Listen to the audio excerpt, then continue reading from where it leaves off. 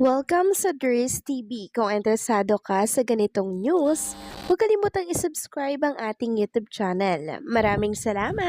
Welcome back again sa ating YouTube channel mga kakimpaw, and sa update natin ito ang pag-uusapan natin ay tungkol sa mga importanteng kaganapan kina Kim and syempre kay Paolo Avellino. Pero bago po ang lahat, maraming salamat sa inyong patuloy na pag-support at pagsubaybay sa mga daily update natin. Kaya naman bilang pasasalamat, narito pang isang napili kong komento patungkol ito sa naging previous update. Mula ito kay Ginang Corazon Carilla. Sabi niya dito, Ma'am Dre, super mabait sila kaya marami silang blessings na natatanggap. Good luck na lang sa mga bagong business nilang dalawa, tinadhana sila ng ating Panginoon. Ingat na lang kayo lagi, and thank you Ma'am Dres sa mga mabuting news sa Kim Pao at pinagtatanggol mo sila lagi.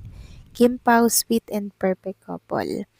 Maraming salamat din po sa inyong patuloy na pagsuporta at pagkokomento, Ginang Corazon Carilla. Makakaasa po kayo na lagi ako may update about Kim and Paolo kahit na busy po ako. Kasi alam kong marami pong mga nag-aantay na mga seniors na mga good news, mga kaganapan kay Kim and Paolo, lalo na po pag nananahimik po sila. 'Di ba? Talaga namang namimiss agad sila ng mga seniors natin dyan. Lagi pong nakaabang ng mga update nilang dalawa, 'di ba? Lalo na ngayon na may pinagdadaanan pong problema si Chinita Princess na kung saan marami po talagang mga fans ang nag-aalala po kung kamusta na ba si Chinita Princess ngayon, kung okay lang ba yung nararamdaman niya. Sa totoo lang mga kakimpaw, hindi po siya okay. Pero pinipilit niya pong ipakita sa inyo na masaya siya, na hindi po siya affected.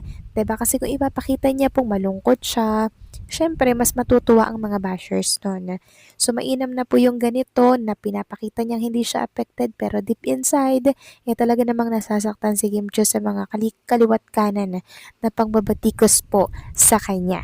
Kaya sana po ay isama natin sa ating mga daily prayers si Chinita Princess and syempre si Paula Avellino mga kakimpaw.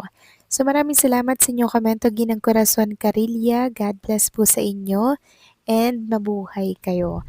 So eto na nga, pag-usapan na natin mga kakimpaw, mga topic na nakalap natin sa update na to, at unahin na nga nating pag-usapan ang tungkol nga dito sa lubos na paghanga po ng mga Kimpaw fans kay Kim and kay Paulo. Sabi nga po ni Carlos Miguel, you know what makes me proud as a fan? Dumaan man sa pagsubok si Kim at Pau, di sila nagpapagapi.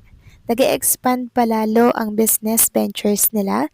Mas dumadami ang negosyo, mas lumalago ang negosyo at mas dumadami ang endorsements and blessings ng Kim Pao. Ito yung bawi ni Lord kasi napaka mabuti at matulunging tao ni Kim and Paulo. So correct po si Carlos Miguel mga kakimpaw. Sa kabila po ng mga pambatikos at paninira po kay Kim and Paulo, ito naman po yung blessings talagang binubuhos po kay Chinita Princess and kay Paulo Abilino. Kaya patuloy po silang tinataas mga kakimpaw dahil napakabuti po ng kanilang puso kahit ang daming kumakalaban, ang daming naninira, 'di ba? Still mga kakimpaw nakatapak pa rin po si Chinita Princess and Paulo sa lupa kahit na ang tayog-tayog na po, ang layo-layo na nang naabot niya sa kanyang buhay. Samantalang talakay naman natin ang tungkol dito sa outfit ni Chinita Princess kanina sa It's Showtime. Marami po kasing nakapansin na bakit parang pang motor daw itong suot ni Chinita Princess na jacket. So parang nga mga kakimpaw, no? Parang pang motor siya kasi sobrang makapal. Parang may pagka-leather din siya. Dahil nga po sa suot na yan ni Chinita Princess, merong mga nagsasabi na nako baka nag-ride si Kim and si Paolo. Baka daw nagpunta po dyan nga po sa bagong business ni Paula Avellino sa Ayala Bermosa, dyan po sa Imos, Cavite. 'Di ba? So parang pagkalabas doon ng It's Showtime, rekta doon kasi nakamotor mga kakimpaw. Yan po yung mga usapan. Pero syempre, mga usapan lang yan at hindi pa yan confirm mga kakimpaw. Samantalang next topic naman, pag-usapan naman natin itong malaking natitipid daw ni Chinita Princess dahil sa kanyang sariling sikap na makeup OOTD. Sabi nga dito, ang laki pala ng natitipid ni Kim Chiu sa araw-araw pagdating sa kanyang makeup at OOTD. Sa kanyang IG story, ipinakita ni Kim ang sariling sikap na pag-ayos ng kanyang itsura bago sumalang sa kanyang noontime show. Sa video, ibinahagi ni Kim ang pagme-makeup niya sa sarili at ang style ng kanyang buhok. Ang tanging katulong lang ng aktres ay ang kanyang assistant na nagpa-plansya ng kanyang buhok. Pero ang pagbe-braid at paglalagay ng kulot sa hair niya ay siya na mismo ang gumagawa. Sa content na ito, ibinida ni Kim ang 28 minuto niyang pag-aayos sa sarili ng walang tulong ng ibang stylist, makeup artist o hairstylist. At ang resulta base sa kanyang ipinakitang resulta sa mala kutselya ang dating, panalong-panalo ang fashion style ng Chinita Princess. Kung sa araw-araw ay laging umaarkila ng mag-aayos kay Kim at pipili ng kanyang susuotin, baka gagastos si Kim ng hindi bababa sa 50k pesos sa loob ng isang linggo. Kahit sa mga casual event lang ni Kim gaya ng paglabas niya sa mga live stage promotion ng mga endorsed niyang products, si Kim na ang nag-aayos ng sarili. Siyempre, pag sa mga formal program gaya ng award night, network ball at iba pa, nag-aarkilan na ito ng glam team. Alam kasi ni Kim na mahal ang mag-maintain sa araw-araw ng glam team, kaya nga kumpara kay Heart Evangelista na laging may nag-aayos sa kanyang glam artist, mas malaki ang natitipid ni Kim samantalang sigurado ng dadagsain ng mga tiga Zamboanga ang pop store ng Little House of Bunny PH bag business ni Kim ngayong July 11. Ipinasilip na ni Kim ang location ng tindahan na matatagpuan sa second floor sa One Campanier Building, Campanier Street.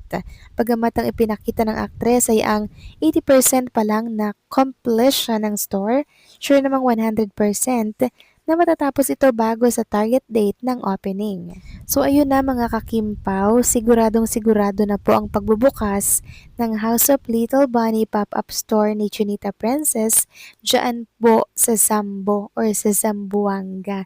So by July 11, andyan po si Chinita Princess and for sure, nakapag-book na po siya ng flight mga kakimpaw and hopefully nga daw kasama po si Paolo Avellino na nag-book ng flight with Chinita Princess. So hopefully mga kakimpaw, sumama nga si Paolo bilang tulong na rin and support kay Chinita Princess. Katulad po ng ginagawa ni Kim Chiu sa business venture ni Paolo Avellino. So suportahan lang mga kakimpaw para parehas pong umangat ang dalawa. So paano mga kakimpaw, hanggang dito na lamang po ang update natin at maraming salamat po sa inyong patuloy na pagsuporta.